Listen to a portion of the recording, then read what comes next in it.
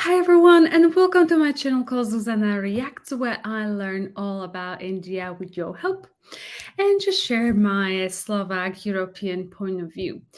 And in today's video, we're going to look into Pakistan. It is a subject that I still really need to explore. I feel like this is just a tiny snippet of it. So please bear with me while I learn more about the Indian Pakistani relationship. Obviously, I already have some knowledge from what you've shared with me in the comments and what I've researched for a bit. And this is a tiny bit of a different video. It is from the Ranveer show, and it's just a very short clip. It is about breaking up Pakistan. Without the further ado, I'll just bring up the screen and let's see what I can learn with your help. Let's hit it. And future scenarios. Pakistan is a perpetual nuisance, is how I put it. But right now they are in a bit of a spot because see, their traditional support base has been the US. And while you see how Prime Minister Modi is going to be going on a state visit to the US this summer, and we are like a strategic partner, comprehensive strategic partner, whatever, everything's going great. We are working together on semiconductors, military, da da da da da. It wasn't always like that. For the longest time, the Americans kept India in play, but also kept India in check. And to keep India in check, they kept promoting the Pakistanis. It's a fact. We've all seen how when we were developing missiles in the 90s, the Americans imposed sanctions on us, on ISRO, on DRDO, on others. But the Pakistanis were doing whatever they were doing with the AQ Khan network, and they just, Bush Senior, and then for a brief while, Clinton also looked the other way. I think the turning point really was the Kargil misadventure from the Pakistani side. Until then, they were given a lot of leeway and they were given a lot of money. Okay, I want to stop here. It's just because I feel like there's just so much education I need to do on this topic. Why do you think that this is? Why do you think that the US has historically supported Pakistan? And with like a tiny, and I have my little theory, and obviously it is not it's not like I've spent 3,000 hours researching that, but hear me out, from the few things that I've read, it does appear that and I've shared it with a couple of you already, that the US, when like major things were happening in India, this is when the obviously Cold War was happening in the West, and the US was really wanting, I guess, all the countries support them. This is where India took non-alignment, but I feel, but Pakistan has supported, has historically supportive of the US initiative. So I wonder if this is where it kind of originates from, where you would where they would be like, well, you're not supporting us against Russia, therefore you're kind of therefore we're not going to support you. Is this where this might be coming from? Like, feel free to share with me all the kind of information and insight that you might have. This is very interesting because to me, obviously, when a lot of things are happening in India, this is when the Cold War was happening, and the interest would have been, I guess, on the Cold War and winning it, rather than looking at India. And yeah, I just struggle to grasp that. Now what's happened is that money, the source of that money is drying up. And now they're depending on the Chinese for that money. But the Chinese money is very, very tricky to get.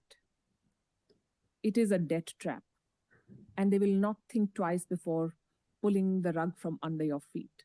These Chinese power companies that operated in Pakistan, they did not get their bills. So Pakistan was plunged into darkness for the longest time. You must have seen about the nationwide power cuts. So those things happen. Then the Pakistani state invested a lot on the Taliban. Now the Taliban have a country to run. And the Taliban are showing them that they also have a mind of their own. They are behaving like the Taliban. And that poses a serious security challenge. I don't know if you followed the news, but in recent weeks, there have been cases of gunfire at the border between Pakistan and Afghanistan. They're fighting back. And they're saying, if you want us to curb terrorists on your soil, the Pakistani Taliban, you will have to pay for it. And you'll have to pay this much money. Where will they pay from? They can barely run their country. So the economy is on the brink of collapse. The source of money is drying up. Pakistan is also, for the longest time, depended on countries in West Asia with their whole Muslim Ummah brotherhood thing. But India, in the last few years, has really strengthened its relationship with Arab states. You look at UAE, you look at Oman, you look at Saudi Arabia. They are not going to beyond a point support Pakistan on Kashmir.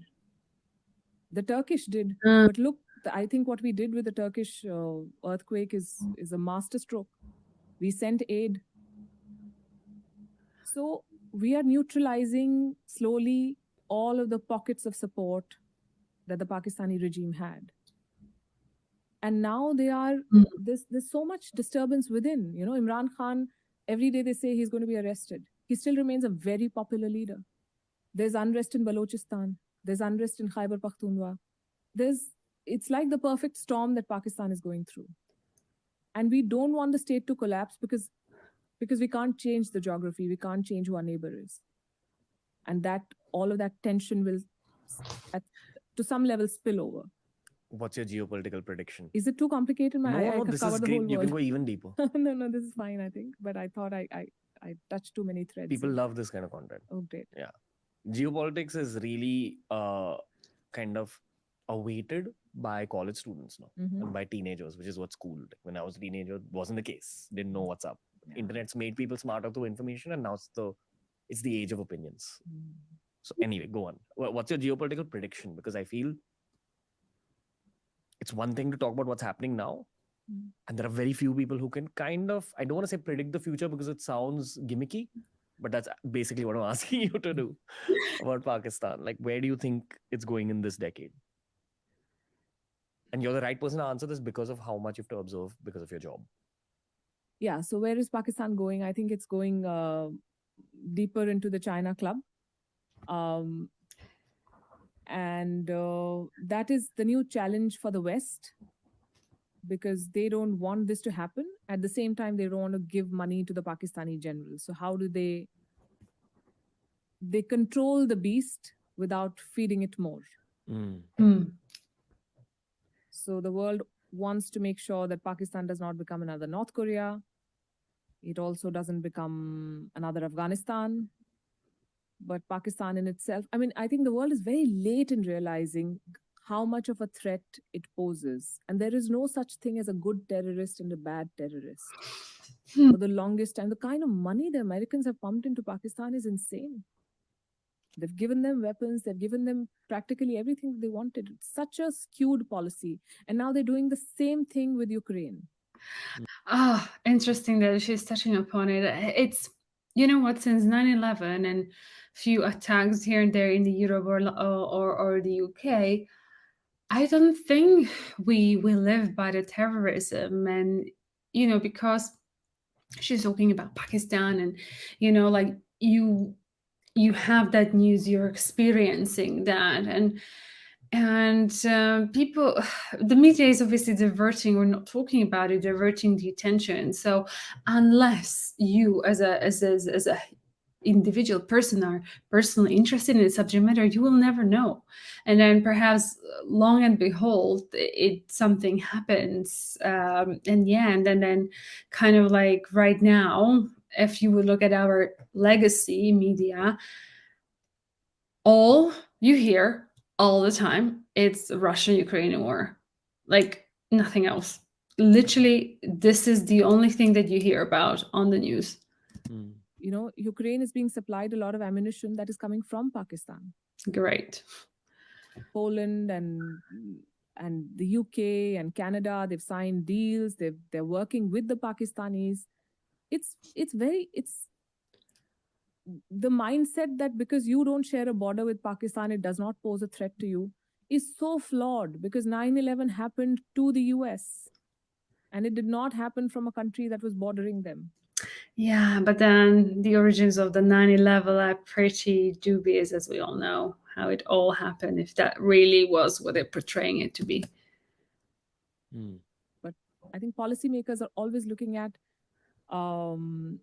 managing problems and not solving them. Mm.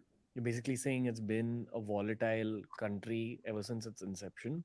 And therefore, going forward, as is the case with volatility, it's unpredictable what will happen, but it's likely that it will be a volatile situation. It may break up, for all we know. The country may break up. There's just too much tension.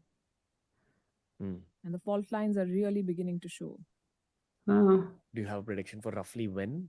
No. Okay. I'm not into predictions. You do believe that borders constantly change, as is the case with history, right? Like borders constantly change over the course of human history.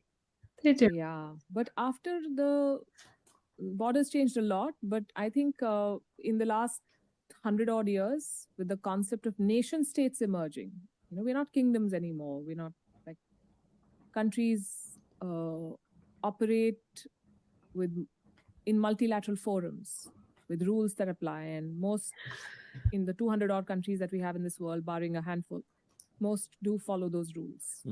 Yeah. So I think going forward, climate change will change more borders than geopolitics. Okay. 1,000 years from now, if the human race still exists, they're going to look at our generation and our great grandparents' generation as roughly the same time. Yeah. Because it's 1,000 years in the future. Yeah, but they'll watch our podcast and they'll know it's not the same. Unless a comet hits Earth, which it might in the next 1,000 years, and internet wires get destroyed and data gets destroyed on memory cards. That's an actual possibility. If a comet hits. Wow.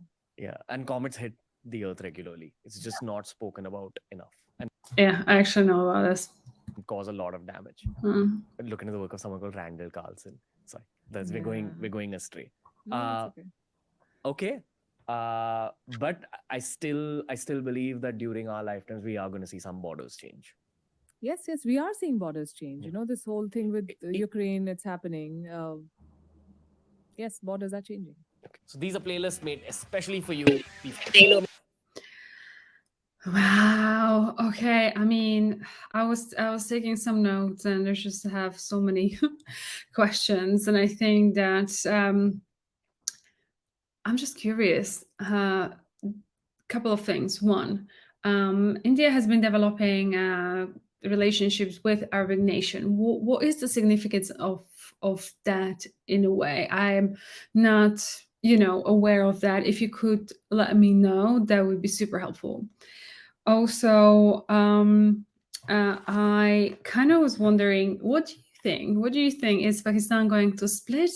Would you want to see Pakistan being again back to Bharat, if I pronounce it correctly, or do you think there is a chance for it to happen? Would you like it to happen? I would love to know your point of view, and yeah, if you could let me know about my little theory about why West hasn't really been supporting India during the important times. If I'm completely remotely off, that would be super helpful. And yeah, I think that's it from me for this video. If you liked it, please give it a thumbs up, like, share, and subscribe to this channel. And I hope to see you in the next live. Much love. Take care. Bye-bye.